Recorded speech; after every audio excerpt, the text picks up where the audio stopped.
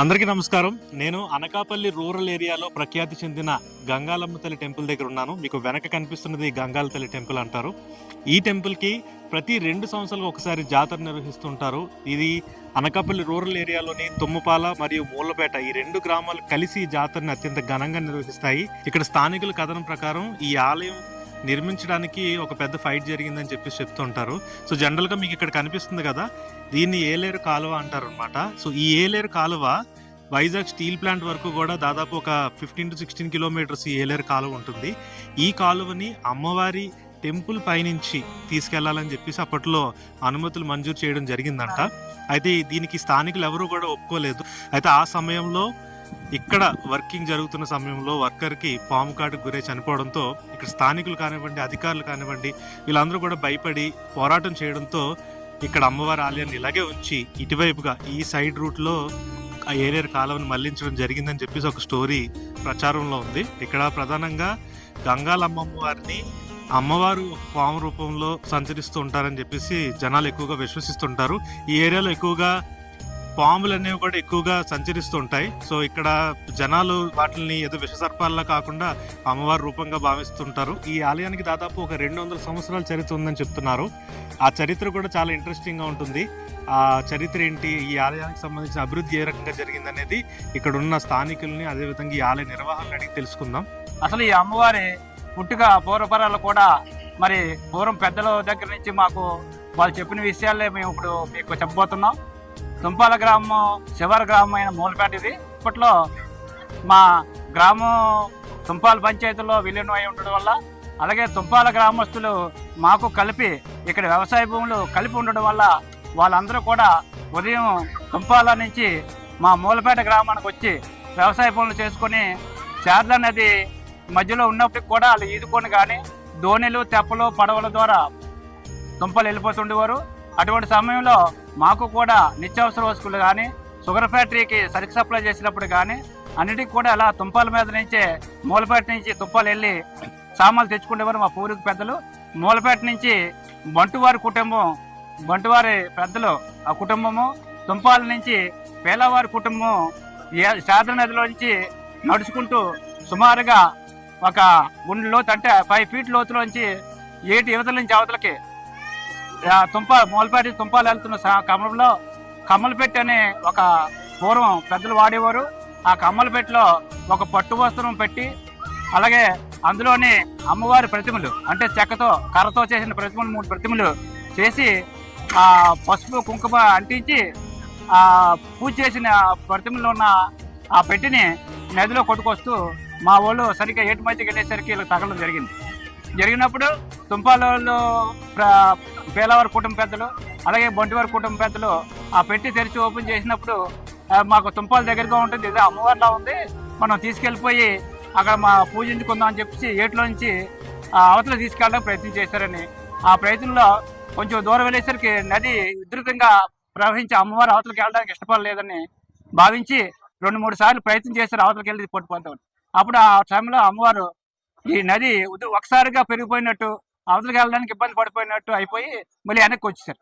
సరే అమ్మవారికి ఇష్టం లేనట్టు ఉంది, ఏం చేద్దాం అయితే అంటే అప్పుడు బొడ్డువారి కుటుంబం మాకు ఇక్కడ మా ఊర్లో మాకు మా ఉమ్మడిలో ఒక బీడు ఉంది, ఆ బీడు దగ్గర మేము అమ్మవారిని పెట్టడానికి మాకు ఎటువంటి అభ్యంతరం లేదు, మా పెద్దలు తీసుకుని వస్తాం, మేము కూర్చొని పెట్టుకుందాం అని నిర్ణయించుకొని ఆ పేలవారి కుటుంబం మరి ఇక్కడ బొంటివారి కుటుంబం అక్కడ తుంపాల గ్రామ పెద్దల్ని మూలపేట గ్రామ పెద్దల్ని కూర్చోబెట్టి ఇది ఒక ఆనవాయితీగా అమ్మవారు మూలవేరేటైన మూలపేటలోనే ఉంటారు.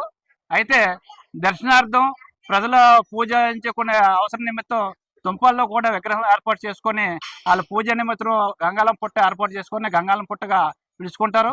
అయితే పండుగలో సాటింపు రోజున మంగళవారం పండుగ ప్రతి మంగళవారం చేస్తాం. ప్రతి సంవత్సరం ఏడాదిలో కూడా సోమవారం నాడు సాయంకాలం సాటింపు చేసి మంగళవారం నాడు రాత్రి పండుగ చేస్తాం.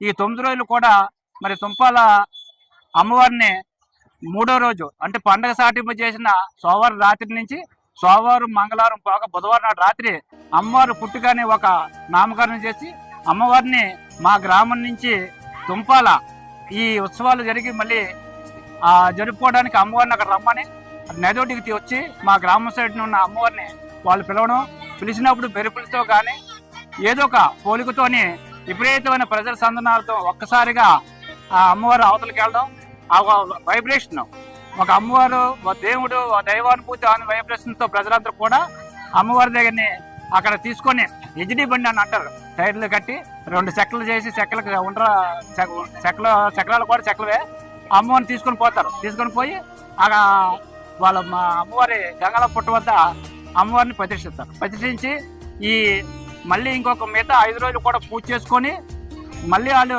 మంగళవారం నాడు సాయంకాలం 6 గంటలకి అమ్మవారిని ఊరేంపుగా తీసుకొచ్చి రాత్రి 2 గంటలకి అమ్మవారిని మా మూలపేట మళ్ళీ మూలవేలాట దగ్గరికి తీసుకొచ్చి ఈ ఆ ప్రతిమల్ని మాకు అందజేయడం జరుగుతుంది. ఆ ప్రతిమలు తీసుకొని వచ్చినప్పుడు మా గ్రామము, మా గ్రామ పెద్దలు, మా గ్రామ ప్రజలు విపరీతమైన ఆనందంతో భారీ ఏర్పాట్లు చేసి ఉదయం నుంచి సాయంకాలం వరకు పూజలు మొక్కుబళ్ళు చేసినప్పటికీ సాయంకాలం వరకు కూడా మా గ్రామంలో అమ్మవారు వచ్చే వరకు కూడా ఇక్కడ ఏ రకమైన పూజలు పూర్తి కాబట్టి ఇక్కడ అమ్మవారు వచ్చిన తర్వాతే అమ్మవారిని భారీ మందుగుండు, అంటే ఇప్పుడు పట్టణంలో కానీ పల్లెటూరులో కానీ మందుగుండు సామాగ్రి విపరీతంగా కాలుస్తున్నారు. కానీ పూర్వం నుంచి మా గ్రామంలో కాల్చే మందుగుండికి అనకాపల్లి మండలం, అనకాపల్లి పరిసర ప్రాంతాల నుంచి విపరీతమైన మాకు గుర్తింపు ఉంది, ఆ ప్రజాదరణ ఉంది. ఆ రకంగా చేసుకుని అమ్మవారిని మా ఈ కాలవటి నుంచి ఏటోటి వరకు వెళ్ళి అమ్మవారిని మేము రిసీవ్ చేసుకోవడం, సార స్వాగతంతో తీసుకురాసి డప్పులు మేళ వాయిద్యాలతో తీసుకొని వచ్చి అమ్మవారిని ఇక్కడ పెట్టేసి జరుగుతుంది. అయితే దీనికి 2 సంవత్సరాలుగా చేయడానికి కారణం ఏంటంటే అమ్మవారి పండుగ భారీ ఖర్చులతో కూడుకున్నది. రెండోది అక్కడ తుంపాల గ్రామంలోనే సేమ్ వాళ్ళు కూడా తుంపాల గ్రామంలో మరడి తెల్లి పండుగ ఒకటి, పోలిపిల్లి తెల్లి పండుగ ఒకటి, అక్కడ మెయిన్గా తుంపాల వీధి, కొత్తపేట వీధి, కాపు వీధి, కోన వీధి, బొడ్డపాటి వీధి అని 5 వీధులు. 5 వీధుల్లోనే 5 దేవతలు మళ్ళీ ప్రతి సంవత్సరం పండుగలు ఉన్నాయి. వాళ్ళకి పోలిపిల్లం పండుగ, మరడి తెల్లి పండుగ, దుర్గమ్మ పండుగ అని 4 పండుగలు ఉండటం వల్ల వాళ్ళు ఈ సంవత్సరం మాకు గంగల పండుగ చేస్తే వచ్చే సంవత్సరం ఆ కాపు ఇదంతా పోలిపిల్లం పండుగ, మరిడితల పండుగ చేసుకుంటారు. ఈ గవర్నమెంట్ అంతా కూడా వీళ్ళు కూడా మరి పోలిపిల్లం పండుగ వేరే గుడి కట్టుకుని అక్కడ చేసుకుంటారు. దానివల్ల ఆ 2 సంవత్సరాలకు ఒకసారి నిర్ణయించడం జరిగింది. సో అదండి ఈ అమ్మవారి ఆలయానికి సంబంధించిన చరిత్ర. అండ్ 2 సంవత్సరాలకు ఒకసారి ఈ పండుగ ఎందుకు నిర్వహిస్తారనే దానికి సమాధానం కూడా మీకు దొరికింది అనుకుంటున్నాను. నార్మల్ టైంలో అయితే అమ్మవారి ఆలయం ఈ విధంగా ఉంటే ఉత్సవం సమయంలో మాత్రం ఇలా భక్తుల తాకిడితో సందడిగా ఉంటుంది. మూలపేట, సత్యనారాయణపురం గ్రామాల ప్రజలు అమ్మవారిని దర్శించుకొని వారి మొక్కులు తీర్చుకుంటుంటారు.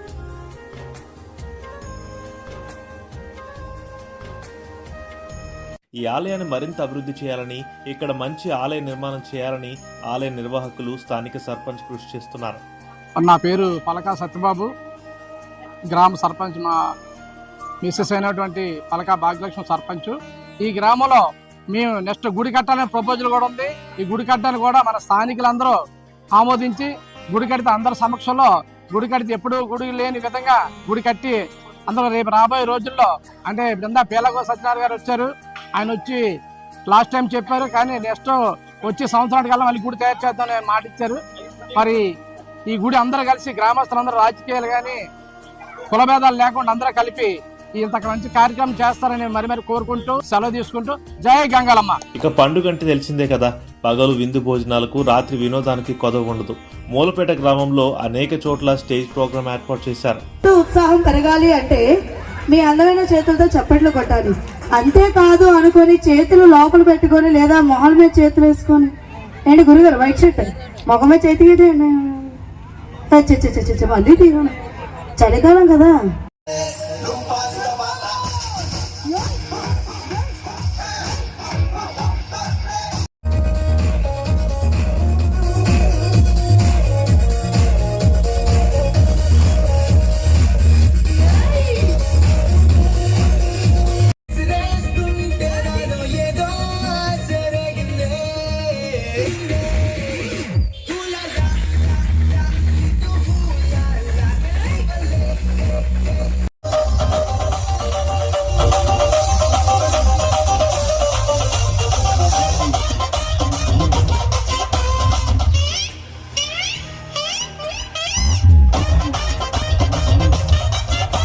గంగాలమ్మ జాతరకు సంబంధించి ప్రతి విషయం ఈ వీడియో ద్వారా మీకు తెలిసింది అనుకుంటున్నాను. ఇలాంటి మరిన్ని ఇంట్రెస్టింగ్ వీడియోస్ కోసం మన ఛానల్ని ఇప్పుడే సబ్స్క్రైబ్ చేసుకోండి. నెక్స్ట్ వీడియోలో మళ్ళీ కలుద్దాం.